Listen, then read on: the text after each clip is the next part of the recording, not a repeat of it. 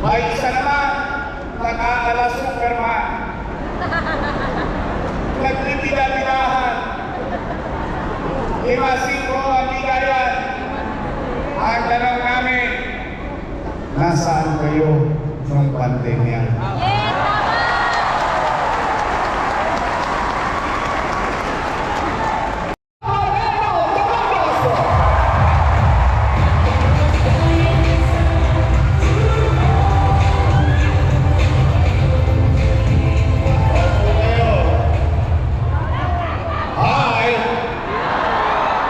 Hello! Sino kaya ang pinakagising? Tolits, ha? Hi! Hello!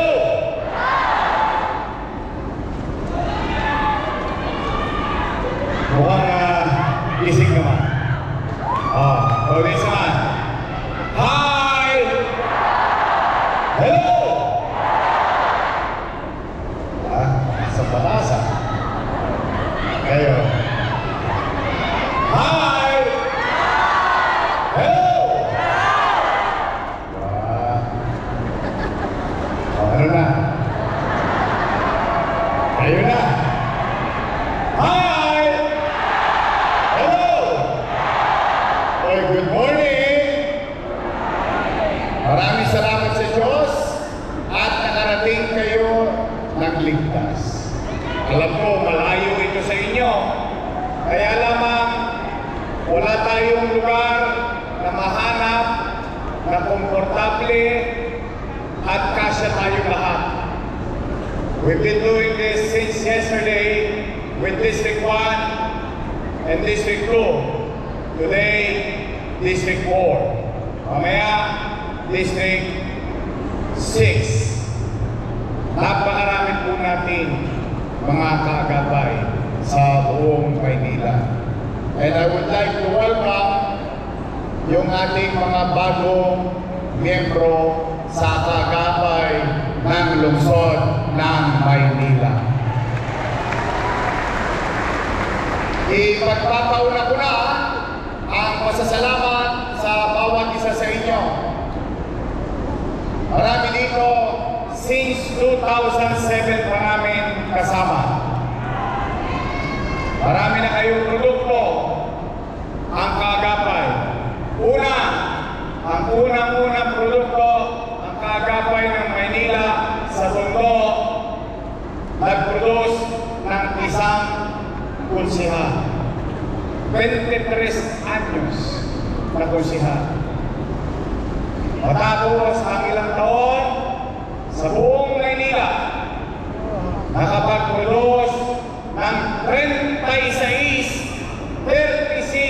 out of 36 ang kaagapay ng lungsod ng Maynila na mga konsehal natin dito sa syudad.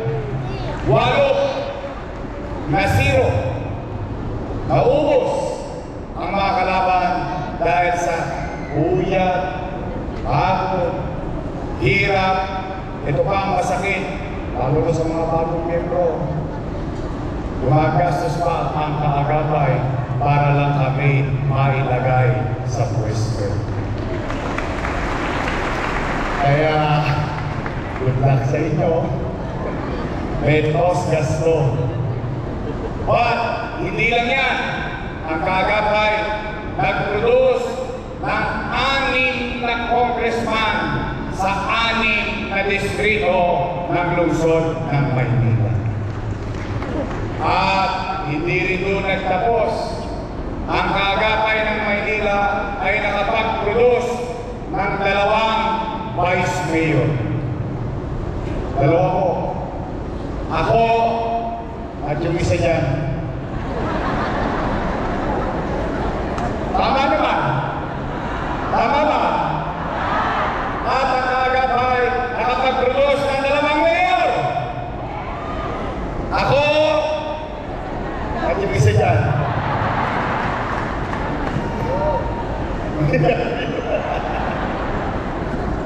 Ay, masaya naman tayo.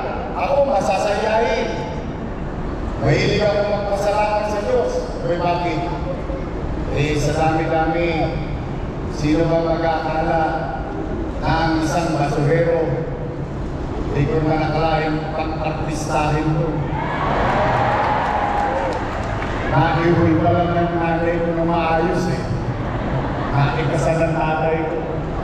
Batungod king na pwede palang maging mayor. But, hindi naman ako magtatagumpay kung wala ang tulong ng mga bata ng Maynila sa ating lungsod. Kaya bakit ko ipinagpapasalamat sa inyo na nagtagumpay sila? It's good for them kung nagtagumpay sila. Pinagpapasalamat ko naman sa inyo sapagkat hiningi ko sa inyo sila at ginawa niya naman ang inyong parte. Kayo, kung nagtigasan na ang mga leeg nila, nagka-stiff-neck na, wala naman tayong magagawa doon. Sila naman ang magdadala. Pero ang paniwala ko sa Agapay, kung kayo ay nakakagawa ng produkto, kung kayo ay nakapagbibigay sa pwesto ng mga halal ng bayan, kaya nyo rin silang alisin sa kanilang pwesto. Tama ba? Tama! Kaya ba? Pwede ba? Sabi ko na nga ba? Pero, mga Agapay, bukod sa pagpapasalamat, ang gusto ko lang ipaalala sa inyo, patuloy kayong magpakababang loob. Katulad ng lagi namin sinasabi, since 1998, in Tondo, since 2007, in the entire city of Manila, sa lahat ng mga miyembro ng Agapay. Magpakababang loob kayo lagi, ngunit you have to be firm. Mababang loob, pero matigas. Matigas na hindi bibigay sa inyong paniniwala na kayo ay magluluklok ng mga leader na tunay na maglilingkod sa atin at sa ating komunidad. Huwag kayong magagalit. Alam ko, nag-aalimukuyo na kayo. Nanggigigil na kayo.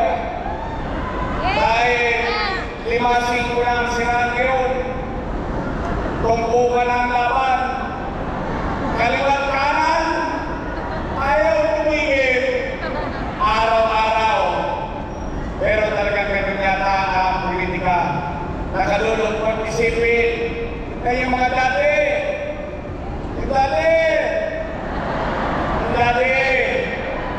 Dati, puro papuri. Puri rito, puri roon. Puri rito, puri roon. Ngayon, ako na ang pinakamasama sa paningin nila. May isa naman, nag-aala Superman. Nagtitila-tilahan. 5-5 ang bigayan. Ang tanong namin, nasaan kayo ng pandemya?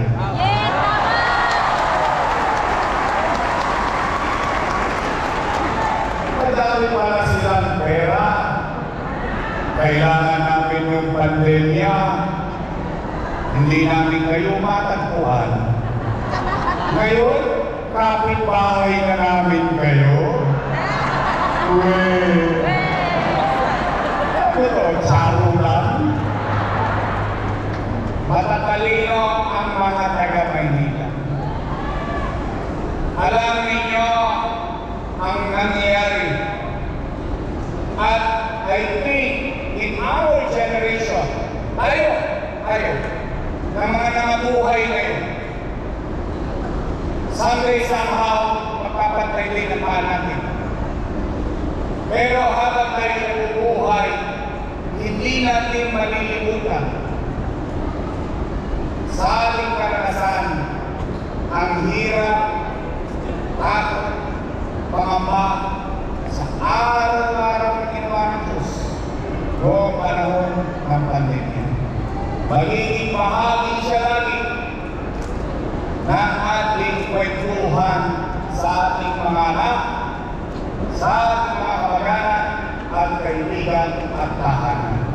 Hindi na yan mawawala. Kaya ang tanong namin, nasaan kayo noong pandemya? Nowhere to be found. Ngayon, ala, parang Superman na. Nagkagaling-galingan. Salamat, mga kalagabay. At least, meron man akong itatangos ng ilong sa inyo. Yung hirap, uyat, pagod na ginagay niya sa amin para kami magtagumpay. I hope yung napanood yung video, hindi mo kayo nangipahiya sa mga kaibigan, kamag-anak at pamilya. Doon man lamang makita ninyo at masabi ninyo na yung inyong pinaglaban, yung inyong pinagtanggol, yung inyong itinaluyod na mga lider, naglingkod ng tapat sa ating lungsod ng Maynila.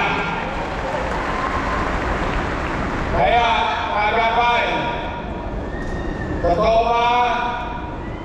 Totoo ba? Totoo ba? Totoo ba? Kaya ninyo maglagay sa pwesto ng mga lingkod